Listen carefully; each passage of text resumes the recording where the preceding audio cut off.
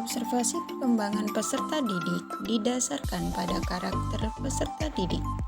Karakter peserta didik dapat diartikan sebagai keseluruhan pola kelakuan atau kemampuan yang dimiliki peserta didik sebagai hasil dari interaksi antara pembawaan dengan lingkungan sosialnya, sehingga menentukan pola aktivitasnya dalam mewujudkan harapan dan meraih cita-cita.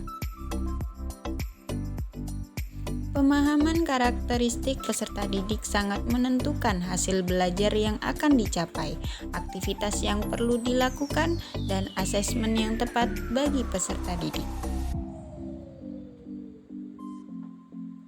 Karakteristik peserta didik terdiri dari perkembangan emosi, motivasi, gaya belajar, kemampuan awal, perkembangan kognitif, minat, status sosial, kultural, etnis, perkembangan motorik, perkembangan moral, dan perkembangan sosial.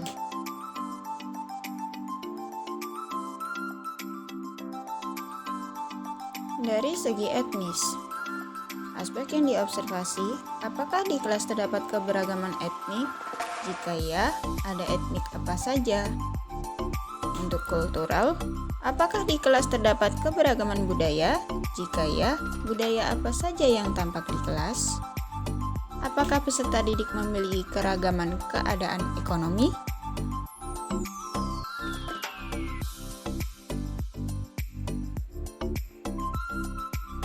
Untuk minat, apakah peserta didik merasa senang, tertarik, perhatian, dan terlibat dalam kegiatan pembelajaran?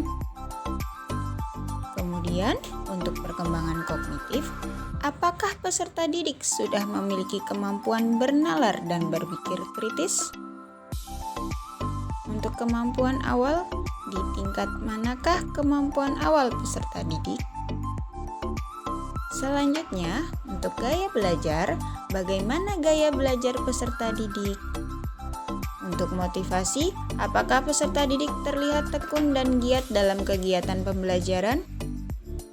Dan untuk perkembangan emosi, apakah kegiatan pembelajaran memberi kesan dan bermakna?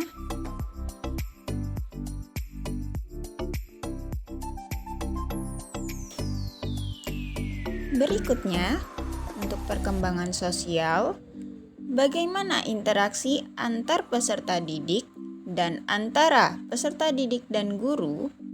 Apakah terjalin dengan baik? Untuk perkembangan moral, bagaimana moral peserta didik dalam kegiatan pembelajaran? Dan yang terakhir, untuk perkembangan motorik, apakah peserta didik terampil di setiap kegiatan dalam pembelajaran? Demikian presentasi mengenai observasi perkembangan peserta didik. Terima kasih.